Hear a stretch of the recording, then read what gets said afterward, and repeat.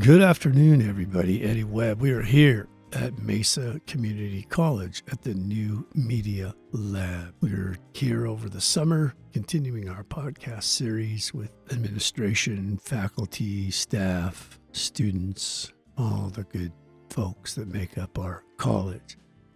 And today we are very, very honored to have Dr. Michael Voss. He's the Dean of Instruction, providing stewardship for occupational programs at Mesa Community College. Michael is an experienced and innovative leader who's a systems thinker and active doer. The MCC CTE programs were recognized for excellence by the League of Innovation in the Community College in 2017 for a data-informed approach to do the greatest good for the greatest number of students using 5 scalable strategies. Prior to serving as the dean at MCC, Michael served as an associate dean over health, wellness, public safety programs at Central New Mexico Community College in Albuquerque, New Mexico. We want to welcome Michael Voss to our show today. Glad to be here. This is great. Tell us a little bit about Michael Voss. Well, sure. I guess I'll start with just a small correction. I'm not a doctor. I'm just a master, but that seems adequate for what I need to do. But, I guess things that people don't know about me, just looking at me or looking at my title, I am absolutely married to my very best friend in the whole world. And Jennifer works as residential faculty at Chandler Gilbert. She's just finished her first year in PAR for the nursing program, so she got through that gauntlet, and it's good enough, I guess, to go into year 2. So I enjoy a lot of family time with her, and she brought into this world 2 beautiful kids, Allison and Adam. Allison is 14 and goes to Highland High School, and Adam is 11 and goes to Pioneer Elementary, and so we live in Gilbert. And, we came out here 6 years ago really to create a better life for them. Albuquerque is a great place, but, being in the community and trying to solve the community problems, there's a lot of violence in that community. We just wanted to maximize the opportunities for those kiddos, and my wife is really attached to her family. All my family's up in Minnesota, so we couldn't go too far. Bemidji? No, St. Cloud for me. All right. But, anyway, trying to solve the problems in that community from my educational perspective back then, like many administrators, at the end of the day, we go home, we're frustrated sometimes because we can't provide everything that we want to provide to the programs we support. And it was one of those days in January, I recall I came home and said, that place, right? And we both worked at that place, right? We worked really close together, and I was just frustrated. And being a good wife, she went online, looked at some jobs that I would be qualified for, and said, Mike, if you're so frustrated, why don't you do something about it? And she showed me this one posting for Mesa Community College that was within driving distance, and I says, gosh darn it. Actually, that's not the words I used, but I will, right? And I stayed up late that night. I filled out my application for Mesa Community College. It was cathartic, right? And I didn't think about it for several months. And then lo and behold, my application got selected, and 6 years later, here I am. 6 years? 6 years. It seems like you've been here a lot longer than 6 years. I know. Wow. I remember when you got hired. Yeah. Yeah. Yeah, it's been some time, and I wouldn't change it for the world. It's been, we have great people here. We have a great heart and a great soul to this college. I just want to bring it up to speed with all the tools and technology and the strategies so that, we can sort of rekindle the legacy that this college is, and we can truly be that national leader that we probably were, still are in many ways, and need to be. I agree completely, and we have to take it upon ourselves to talk well about our institution and our people. I know the New Media Lab here has set a high standard, not only at this campus and at our other colleges, but nationwide. It's kind of cool to get out in front a little bit and then watch the the fill-in, how other people are now using the teaching practices that we started here almost 10 years ago now. And I was down at the provost interviews and presentations, I guess not interviews, but the question and answer, the community meet yesterday. And every single one of them talked about how technology is integrating and changing teaching and learning and how faculty need to train up. And I just sat there thinking how remarkable, it's just a common conversation now. But the word that came up in a question was disruptive leadership. And that's a really fun word to say, disruptive leadership. It's sexy. It sounds a little dangerous. But I don't think that's, for me, I think it's now more about modernizing. And that's what we started talking about a long time ago, is modernizing the written word. In other words, moving from the traditional place where students do all this research and writing, and the only people that see it was their teacher.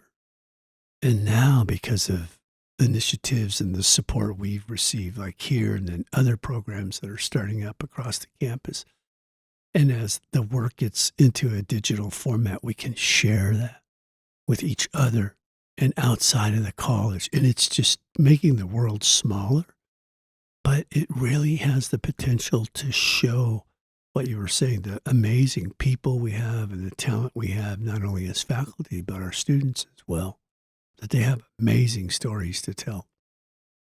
And, but we need leaders like yourself that have that vision, that create the opportunity for people to grow into these. Yeah, it's good stuff. So I have a committee that sends questions to me, and I want everybody to know. I was down at the district yesterday, and someone I didn't know said, "Oh, hey, there's the podcast guy." I was like, that made me feel really good. But just want everybody to know that we have a committee that submits questions for our guests. They're not my personal questions, and I just try to do my best to represent the questions. Mm-hmm. And so we have the spectrum of what I call softballs, low-hanging fruit, and say what? Yeah. And we're going to start with the say what questions, Cool. if that's okay with you, man. That's fine. All right. It's great to have you here, Michael. Here we go. Let's do it. Many people believe vocational career-oriented education leads to closing our skills gap and fulfilling business needs for skilled workers quickly. Do you think the role of a more comprehensive liberal arts education will grow or shrink in the future? That's a great question, and I'm honored that people think that I'd be able to answer that one eloquently, but it's complicated. I think the role of education is changing before our very eyes. It always evolves, right? If we're doing it right, it always evolves. But what I'm seeing is definitely within our local market, a lot of employers coming for some of the most rapid training that I've ever seen in my career of career technical stewardship and training. I think we've always had employers who want the educational process to go faster. My background was in training EMTs and paramedics, and when I worked with the fire service doing that, I was advocating that, hey, this is no longer a 9-month thing. It's not a year-long thing. This is like an 18-month thing. And they were pushing for it to be a 6-month thing, right? So somewhere between the pedagogy and the content that we know as educators that need to be delivered to do that scope of training and what the employer's business needs, somewhere in the middle is where we need to sort things out. Recently, we've had companies like Boeing and Intel come to us for quick start programs that 2 weeks of online training intensive and 2 weeks of in the classroom skills training. And they said, that's good enough for them to start with us. We'll take it from there. So there's some elements of that we need to not shy away from, that's below us.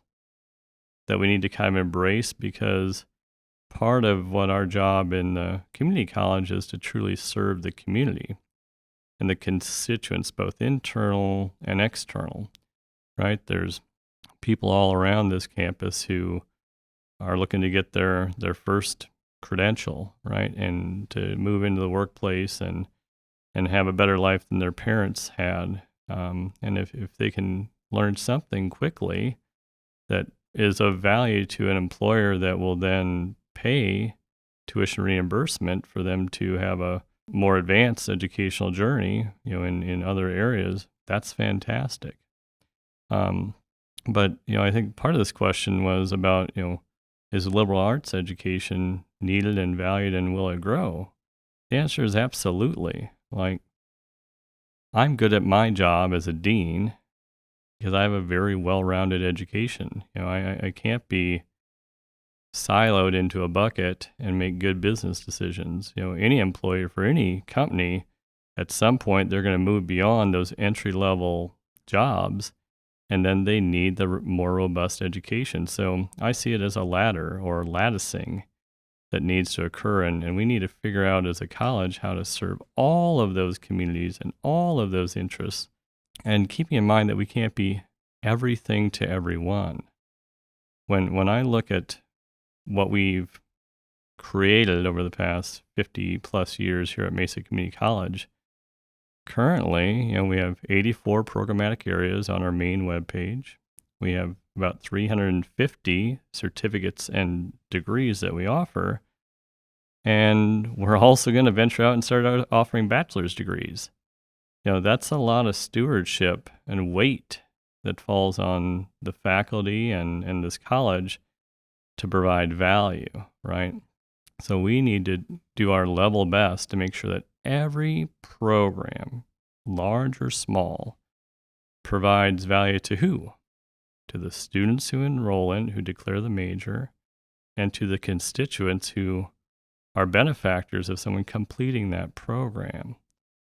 So in my mind, we could debate what type of training we want to do, but I want to start with, let's do our level best with what we have and make sure that it's providing the most value possible to the greatest number of people. And, people vote with their feet. And I'll get off my soapbox in a second, but I think it's really important for us to understand that students aren't coming here to take courses.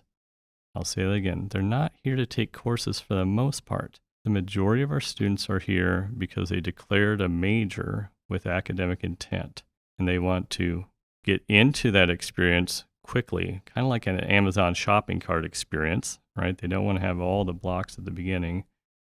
They want to have a high quality experience through that experience, and they want that to be connected. The efforts that we make on behalf of student affairs and academic affairs, those connections that we make with people, the people of the programs, have to be real so that they not only finish the course that they started, they come back the next semester, take more, and get all the way through that journey with academic intent.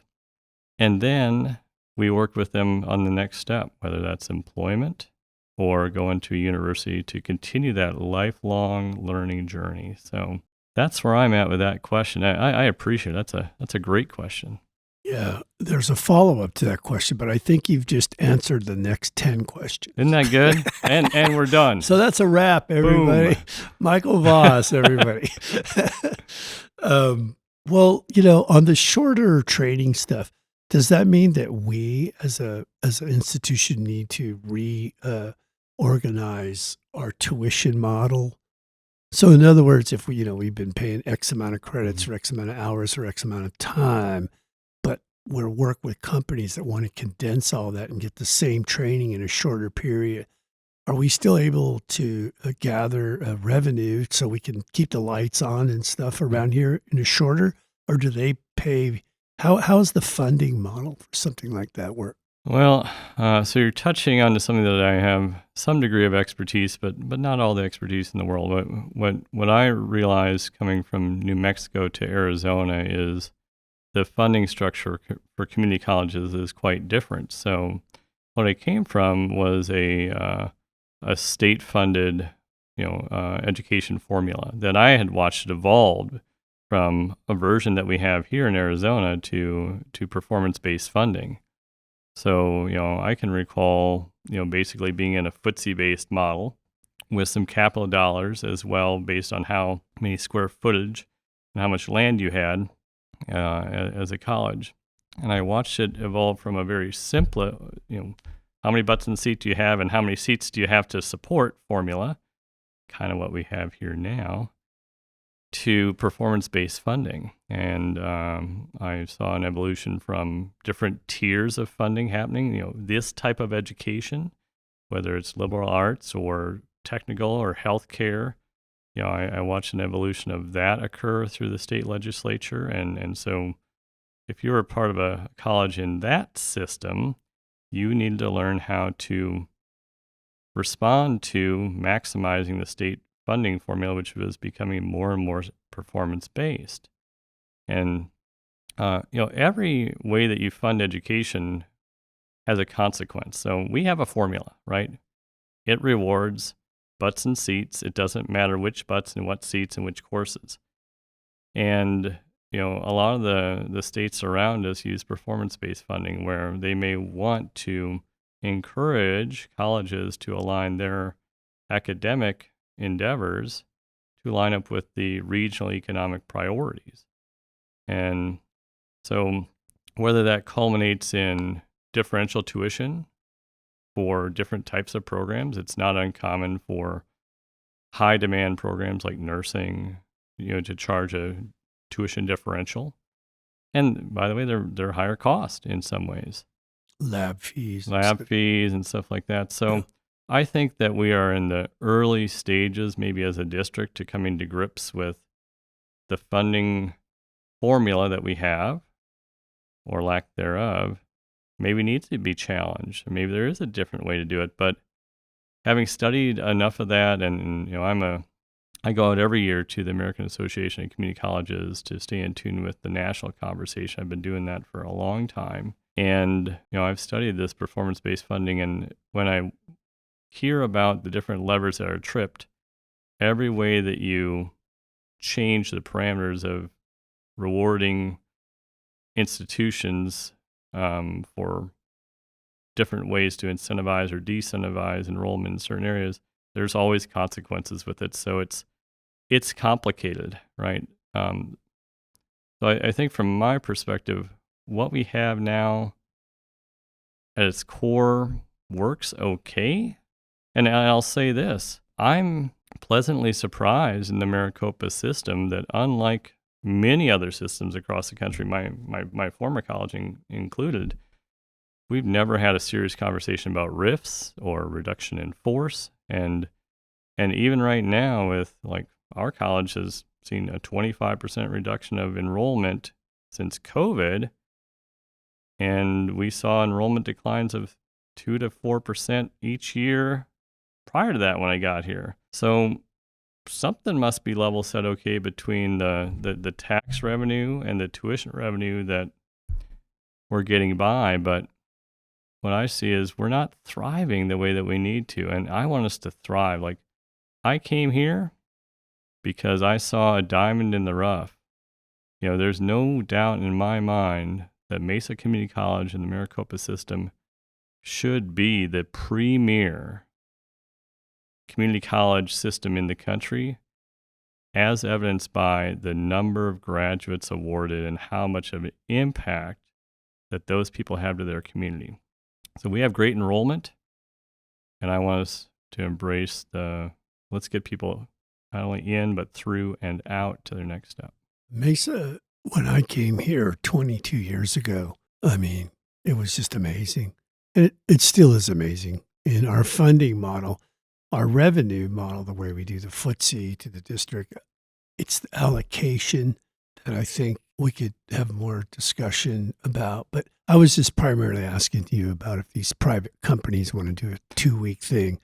Is there a specific, model for that? Not.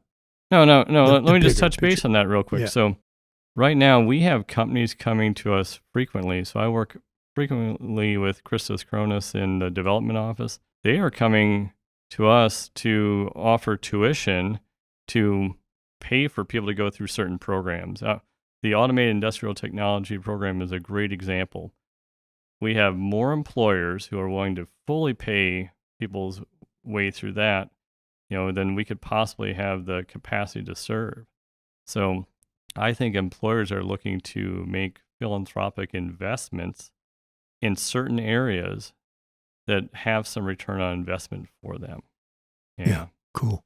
Yeah, we need to make sure we can accommodate that. Yeah. The second part of this question was, and I think you may have touched on it already, but do you think that there will be societal impacts if we abandon liberal arts education for faster paced professional education? That's a great question. When I think about education in general and what its purpose is, right? We want to have an educated population of people who are informed thinkers who can participate in societal and governmental processes and, be an informed electorate and all of that kind of stuff. So, kind of going back to, I don't want people to get some sort of training and not continue, right? So we want to have processes that allow for, a first step that springboards people. And I'll use myself as an example. I was one who would have never gone to college. I'm the first person in my family to go to college. And it wasn't even on my radar of things to do. I think getting eventually a quick win with taking an EMT course and translating that into working for an employer that would fund me to go to paramedic school, fund me to get a degree. It's a game changer. So we need to have well-rounded, educated people, but we need skillful people who can have an immediate impact. It's very hard to fund yourself these days to go through a comprehensive education and then get employed. Most of our students are doing both at the same time. So how do we leverage that? How do we get people a quick win, a competence builder, a connection to employment, and a sustainable funding stream if they're not from a family that can afford it, and then just instill in them in all of our courses to come back for lifelong learning? Yeah, I dabble in the business world from time to time, and a lot of my friends here in Phoenix have mortgage companies or construction, build communities, development. And I always ask them, do they want somebody that can just do the skill part, or do they want somebody well-rounded in culture, in history? And they're absolutely, they're like, absolutely. We want people who can critically think and have a good citizen education. Yeah. So here's your question. Why are you so good at data? Why am I so... And what do you enjoy about the complexity of data?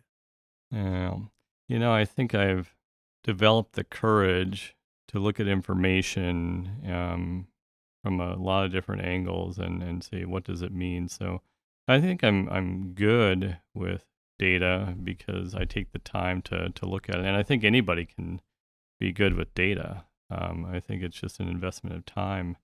I think in the busy pace of our college, of our cycle, we go through our work, but we don't take a lot of time to look at the data of our work and pause to see if that makes a difference. I will say that I did get some professional training at my last college that really did help. So when my last college went through 2 years of RIFs, we riffed 150 people in the first year, and then had more budget cuts and another 200 people in the second year. And we lost all of our legacy thinkers, right? The people who knew why the things were the way that they were the most experienced, and they got bought out. And seeing that was happening, they did an all call for people who wanted to become Baldrige site examiners. And they encourage people to go to the American Association of Community Colleges. So I served for a while and learned how to become a Baldrige site examiner. And I went and evaluated other organizations. And basically I learned that, high quality organizations get measured on kind of 6 process areas, which is great. And then they get measured on the data piece, right? And do they use the data to inform the processes? And do the processes, get tied to measurable data points? So I think having the opportunity to go out and score some hospital systems on that allowed me to look back at our own data systems and our own processes and say, are we really pausing to look at all the great data that we have? I'm blown away by like what Dennis Mitchell's team does in institutional effectiveness, the awesome amount of data that's there. But then I'm saddened sometimes that we don't have it in our workflow to evaluate in our own little areas, what does some of that data mean, or what data do I need? Because it's really about providing value, right? You measure what you care about, right? If you're not measuring it, and then it must not be valuable. But if you don't take a look at the data, then how can you make things better? So the data points that I care about here, enrollment, maybe that impacts funding, but I care about, how many students are continuously enrolled in their program. Are they getting through? Are they retaining? How many credit hours are they able to take and be successful? What's their GPAs? And I think the thing that, I'm attuned with here is the withdrawal rate at this college. I know empirically the withdrawal rate is pretty high for a college of our size. And I know that there's a lot that we could do about it if all of us who teach or have stewardship for certain areas, knew what those numbers were. And more importantly, can we change the trajectory of some of these things in real time? So I'm psyched right now that we have some of the best data tools available. Dropout Detective, like I'm beating that drum every day because it's a real-time AI algorithm that runs nightly where you can see the student holistically. And, maybe they're doing great in Eddie's class, but does Eddie know that they're struggling in a math class? Does everybody have access to that data? Well, that's a great question. Right now, all the faculty, the way that it's set up, all the faculty have access to Dropout Detective algorithm, but only for their course. And that does not provide much value. I think that all the faculty, particularly the residential faculty, should have admin access to the student by their declared major, because the faculty create all the programs of study. They should know who are the students who've declared those majors and how are they doing in the whole course of study. And right now, that's actually, I'll drop it here first, right? You heard it from me. That's exactly one of the value points that we're trying to do from the dean level. Can we engineer the dashboards in Dropout Detective by programmatic area and by declared major? And can we work with the willing to give them access to see their students in their declared areas? It's shocking. I piloted this with welding, for example. Curtis Casey, he's a program director there. When he saw that he had 404 declared majors, of which about 200 were taking classes, but 35 were in the red, he was like, oh my gosh, and we have to do something about that. And then he realized that half those people in the red were in the red falsely. What does that mean in the red? Well, so Dropout Detective runs an algorithm. It looks at course grade, missing assignments, zeros, last time they logged into Canvas, and last time they submitted something in Canvas. So it looks at those 5 factors, and it sort of is an AI algorithm that puts people in red risk factor for dropping out, yellow, and green. So really easy to understand. But he saw he had 35 students in the red in about week 3 of spring semester. And when we started digging into these students, first off, he noticed that one of his instructors probably wasn't using Canvas correctly, because 10 of those students were all on there because of some grading practices in Canvas.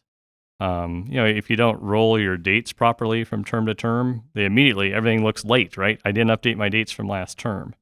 Those sorts of things. But it also opened his eyes that, oh my God, I have to look beyond my welding prefix. My students are enrolled in English and math and geography. And what can I do as a steward, as an advocate for my student, to reach out to other instructors and say, hey, how can we work together to support this student in their academic major? That's powerful stuff. And we have the technology. So this is so cool. We didn't have this 3 years ago. Yeah. I love data. During my dissertation, I did not know, because I'd always been told my whole life that, I was an artist and all this stuff. I didn't know that my brain absolutely loved data. Mm-hmm. I love everything about it. But my argument has always been to make sure that we humanize the data, and that it is just another tool of reference. Yep. But we want to remember we're talking about people, individuals with real lives. Yeah. And I think I'm also coming along in terms of system management, as I sit on a council for my tribe. And, we have a lot going on, and understanding when you're in the lens, or when you're, in a particular position, why systems management is important.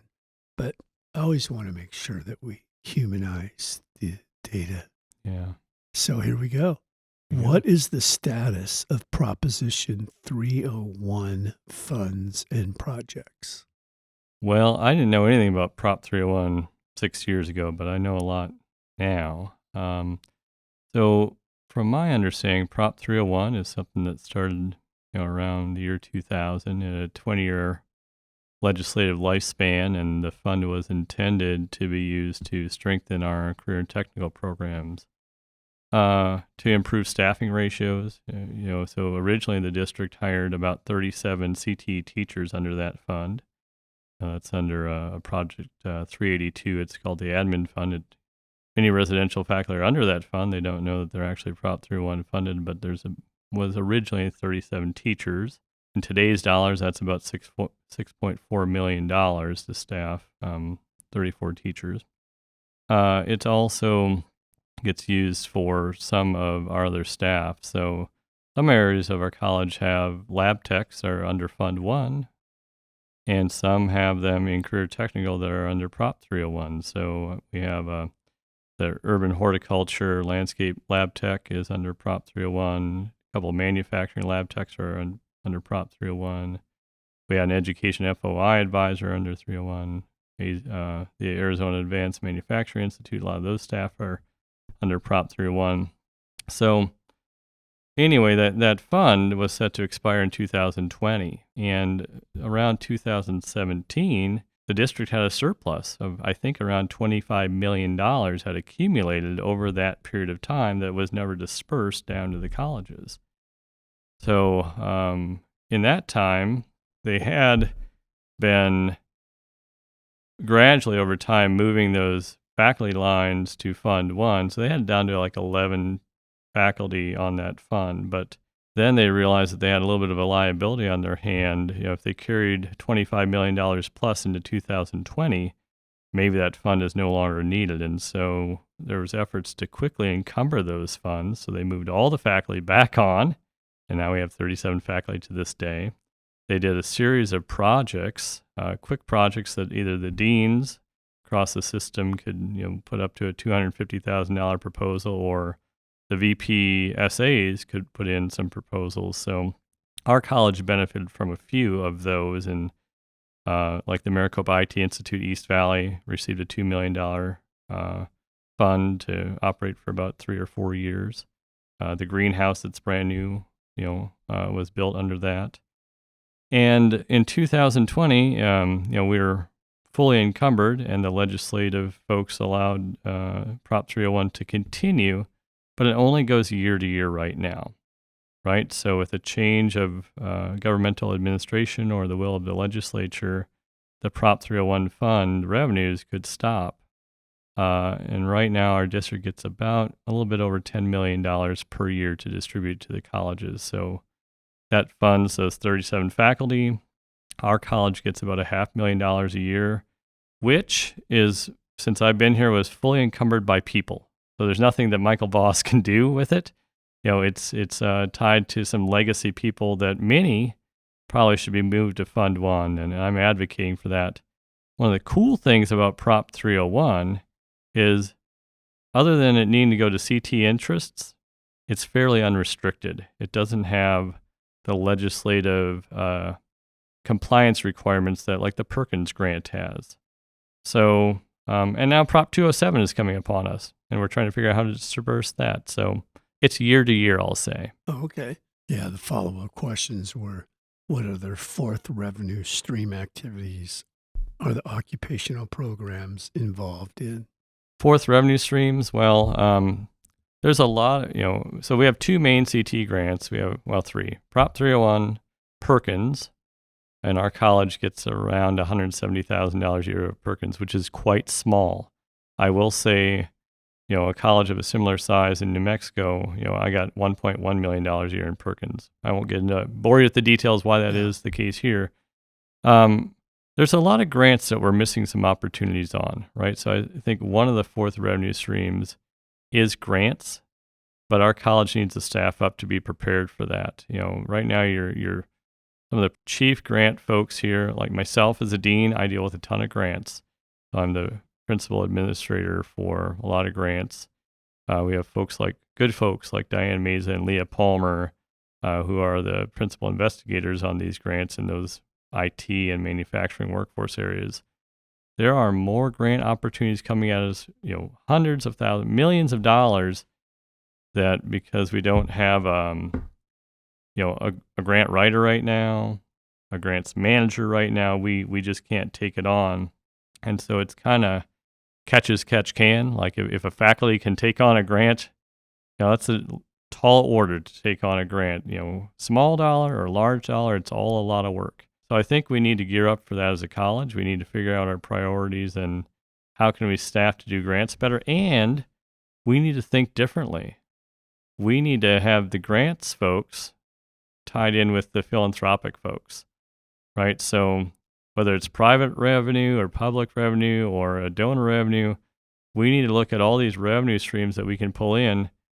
Now, we don't want to get involved with these just for the sake of doing it. We want to make sure that it meets an interest of our college. So, we should really be clear about what areas do we need to grow, what needs to be resourced, and I'll get off my soapbox, but when it comes down to it, academic programming usually needs one of four things. It needs scholarship dollars to incentivize students to take things that might not be super sexy, like insurance. No one wants to do insurance, but employers need insurance folks. So scholarship dollars is really important. Or we need capital dollars to modernize and upgrade our facilities. Or we need money to endow faculty positions, right? I tell you what, one of the hardest things I do around here is faculty staffing committee. And I feel like I almost always fail someone by not being able to advocate strongly enough to get the positions that we need.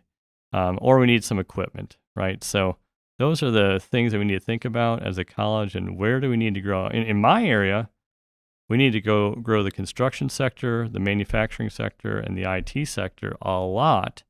But then we have some areas like veterinary technology. Like my heart goes out to that program, and I've been working for 6 years to create a better lab situation for that, and we're hard-pressed to do it. In some ways, I think we maybe missed an awesome opportunity while we were gone during COVID to really reevaluate our spaces and say, how can we think differently about the spaces that we have? But we didn't know that the students might not come back the way that they were. So we're a work in progress. Yeah, I think there needs to be a high priority on bringing grant writers onto campus. And I mean, as much as even bridging those departments with philanthropy, I think we need a centralized faculty grant writing program, because we leave a lot of money on the table. And I tell you, I'm working with ASU right now with some grants, and to see their team move, it is unbelievable. Mm-hmm. They have a whole team of people that focus on grants. Yeah. Not just one person, but a team, multiple layers and teams. And let me tell you, they are efficient. I mean, they are ready to go. It is absolutely amazing. We could build that culture over here easily. Michael Voss has been pivotal in influencing positive change at the college. I would like to know from his expert lens, what work do we need to start doing and what work do we need to stop doing in order to fulfill our educational mission at the college? I think that's one of those harder questions that are on there. What do we need to stop doing and start doing? Well, let me start with some of the things we should start doing. I think that's easier. We need to truly invest in some of the business systems so that our people can do their jobs efficiently and get their time back, right? So I know that a lot of the business systems that we have, we have a high reliance on things that we develop internally as a district. The computer systems that our enrollment services had to work on and all that kind of stuff. But we need to be open to some third-party integration of some software solutions. We need to think outside of ourselves as Maricopa, right, to bring in some of the best tools to do the job. You know what? We do great. We do great teaching and learning in the classroom. I have no doubt.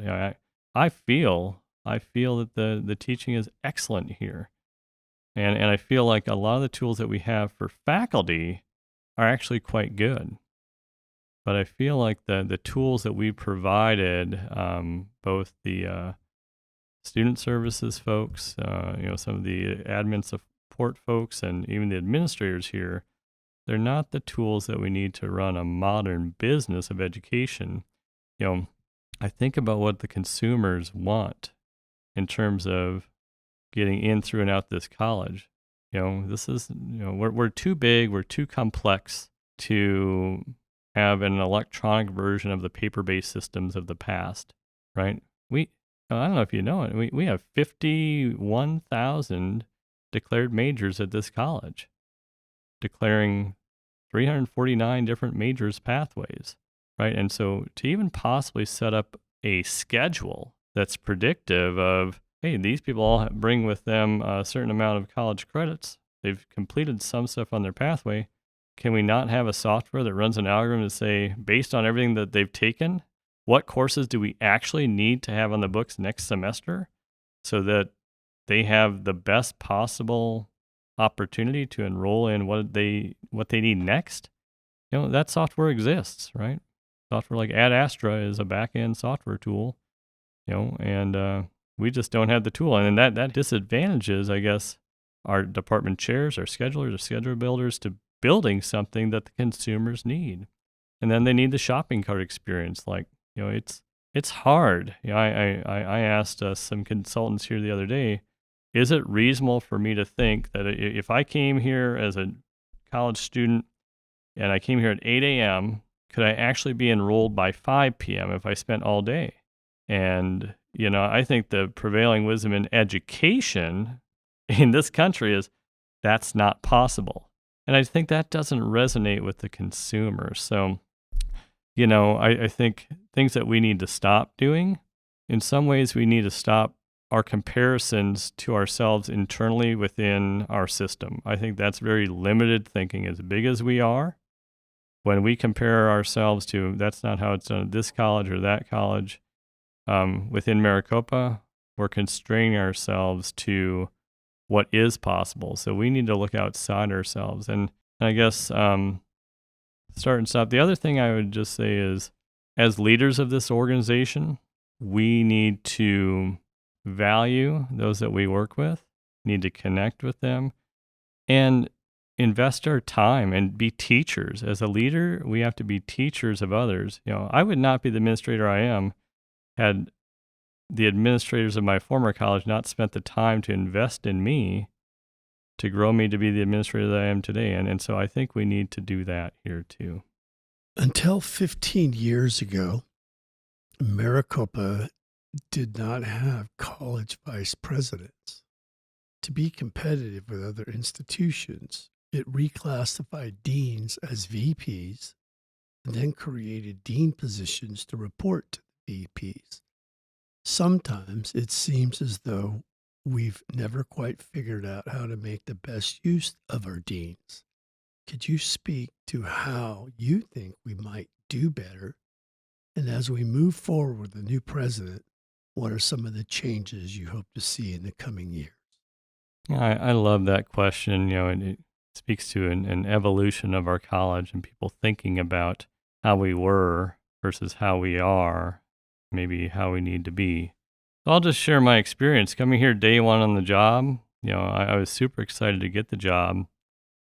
And then my office, I thought it was super weird. I'll just say that. It's the weirdest thing in the world to me as a person external to this college to walk into the clock tower and 1, 2, 3 deans of instruction, like that's their office, and them not being embedded with the departmental areas that they supervise or lead or manage. It's an odd thing. And so I've struggled with this for some time. I think we have a geography issue. Just the way the campus was built over time. We have all these pretty small buildings, right, that are like around the different academic departments, but there's no sense of academic division or academic area. And so I think that's necessary. Like I think some of the geographic structures that we've created lead to some siloing of things, some siloing between what the role of a dean is and maybe the ability of departments to collaborate with each other. Now, I can't change the way the campus was built, right? But I'm hopeful that, one thing out of COVID is the change of technology. I'm doing things differently as a dean, and I'm pretty innovative, but now I spend half my time out in my departments each week. You'll find Dean Voss. I spend half a day in the AJS department. I spend a half day down at Downtown Center with the CIS department. Then I spend a half day at Red Mountain. I spend a half day in the trades building, and then I spend a half day in the business building. So where do you spend the other half? Back in my office, right? So, but I think it's great, right?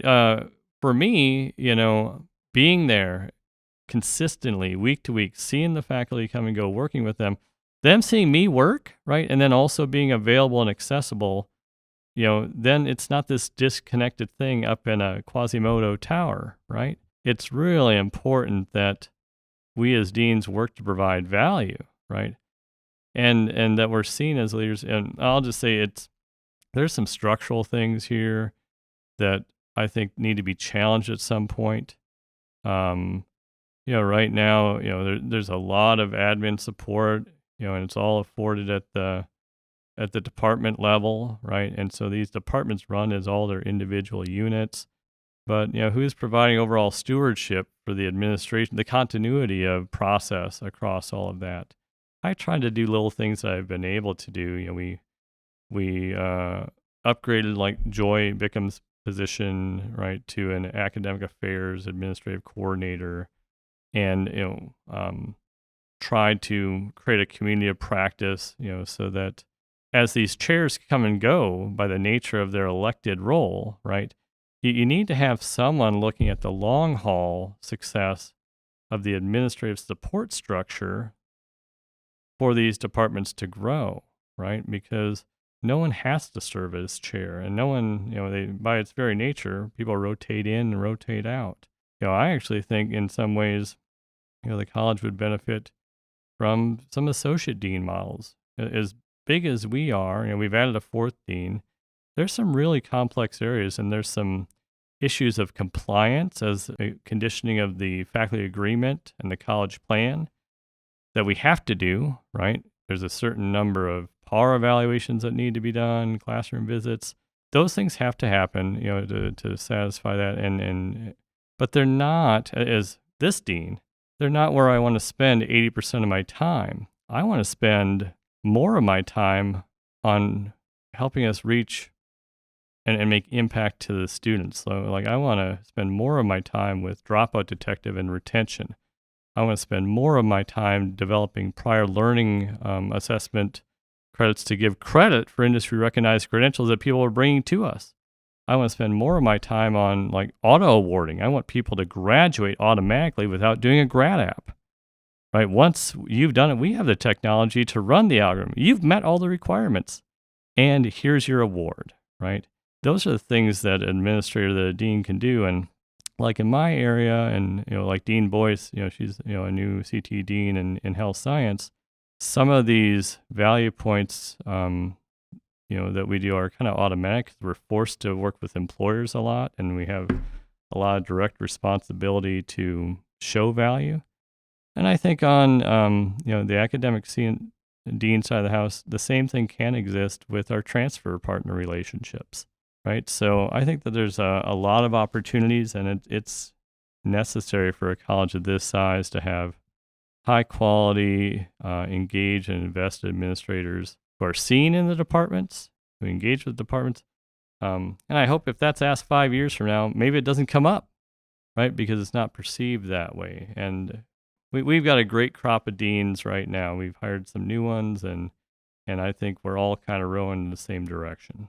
Yeah, I agree. And I think even our provost presentations yesterday, you're having a lot of people who had taught for 10, 12 years that moved into those positions and have a real understanding of the product that a college provides, which is teaching and learning, whether that be an occupational or academic. That's the product. But I've been, I guess, here 22 years and a few other years, some other places. And, it's sort of, again, it's that idea of modernizing our relationships outside of our legal contracts of, who does what lines, what boundaries. Because in the past, it was always faculty, doctorate faculty, master faculties were the experts in their field. And the deans were there to support them.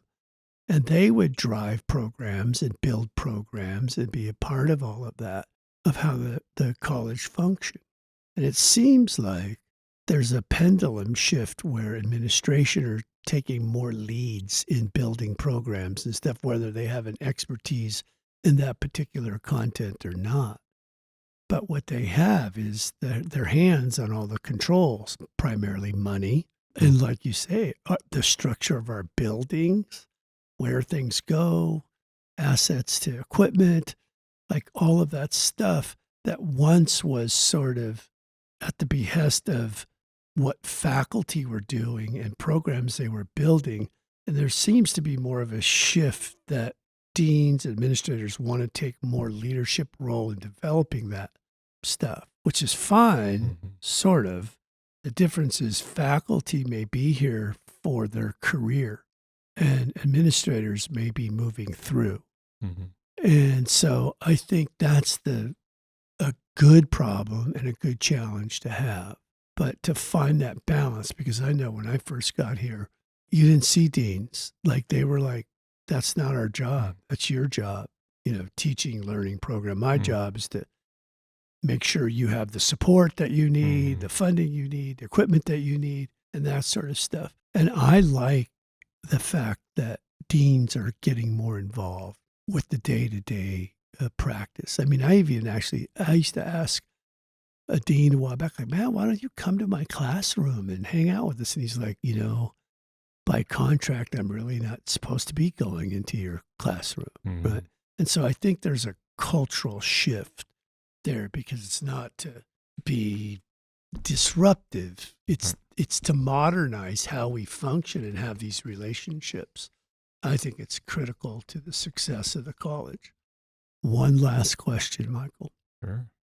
Does the college have any plans or strategies to partner with Mexican businesses and educational institutions in Sonora or elsewhere in Mexico in order to better meet workforce needs in Arizona and also provide better learning and educational opportunities for our students? Yeah, I think that's a great opportunity in need of more development. I'm aware that Arizona got approved that, can't remember what it was called. It was like a international shipping hub, kind of airport thing, I think at Mesa. But I haven't had the opportunity so far to have those direct conversations with those Mexican-based employers. We welcome that, and I think that's something that we should do a lot more of. So I'm very open to the connections there. Right now, we're an open institution. We serve the community. Any employer that comes to our door, we work really hard to meet what their specific needs are. And I think we're getting primed. I think the pump is getting primed to do just that, with not just the HSI status by numeric of number of people that we serve in that area, but I think the innovations of the Sendus grant, and even just you asking that question, like now it's something that I'll probably go out and talk with Diane Mesa and Leah Palmer, like, what are we doing there, right? What can we do? How can we make connections? Because it wouldn't take very much question asking to get connected to those business entities to see if we can provide value. So I'm all for it. Let's do it. Well, I will break tradition and reveal my source on that, because that question comes from Professor Jaime Harada, who is retiring here in a couple weeks. So I don't think he'll mind me ratting him out here. That's great. But that was his question. I know he's just got back from Mexico, and he's dedicated his entire faculty life trying to build these relationships between Maricopa and Guanajuato and Mexico City. I think he's going to work beyond after he retires. I think he's actually he's got some big plans, I guess I bet. Yeah. So we like to give our guests a final word. What would you like to say so we push this podcast out across all 10 campuses. What would you like to say to our folks throughout Maricopa Community Colleges? Well, I guess I would share, what is it? We're in 2022 right now. And at the moment today, I think the future has never looked brighter for Mesa Community College. This year, I see on the horizon several just groundbreaking, innovative things, that I can have some influence over, at the administrative level, not just in my area, but across the college. What I'm seeing on the radar as far as a strategy to leverage Dropout Detective, to get the data in the hands of the faculty and the advisors in the area to really know how students are doing day to day, to support them, that's exciting to me, right? We've got a beautiful Tableau dashboard that's already identified over 1,500 people, or over 1,500 awards to over 900 people that they're ready to be awarded today on certificates. They've already completed the programs. They've just never bothered to apply. And so I'm excited right now that Dean Stone and Jeff Rhodes, they're trying to figure out, how do we actually issue these awards without gridlocking to request 1,500 applications to graduate? So we're challenging, and with the district goal of it being about completion and transfer, people are going to start asking questions. What is Mesa doing that is increasing graduation so quickly and so fast? So I'm excited about that. We hired a new young lady named Shar in our department. She started 2 days ago to actually help us out with our strategy on Dropout Detective, grad farming, and prior learning assessment, giving credit for industry-recognized credentials. So some of the resources are coming to bear, and I think our ability to support faculty, the fact they are the experts, we can't do anything around here. That is where the magic happens here. But we want all the other stuff to work so smoothly, right, for the students. And so we can grow what needs to be grown. So I hope we do this again soon, like a year from now, because I think we're going to be just shining in terms of our impact on the community. Not just what we feel, but we'll show it empirically with some data. Like, it's going to turn some heads here in the next year. And this isn't just going to happen in Dean Voss's area. Right now, I'm seeing signs and collaboration with other deans that I think this is going to spread pretty quickly. So thanks for having me, and let's do this again soon. Yeah, we'll have you back, and I will let you know I have been advocating for a 4-year degree, a new Media Lab 4-year degree, and I think that we would like to at least start to work with you on a new media certificate. And Diana, Masa downtown and see how we can collaborate. There's a lot going on there, but I look forward to talking to you about Let's do it. Let's do it all. Yeah. Good. So, everybody, thank you for listening. We're Eddie Webb here at the New Media Lab at Mesa Community College. Our guest today was Dean Michael Voss. Just a pleasure always to see Michael and work with Michael and talk with him. He is a remarkable leader. We're so happy to have him here at Mesa Community College. And in my dad's language, as they always say, Donadoko ha'i, hawa, hawa.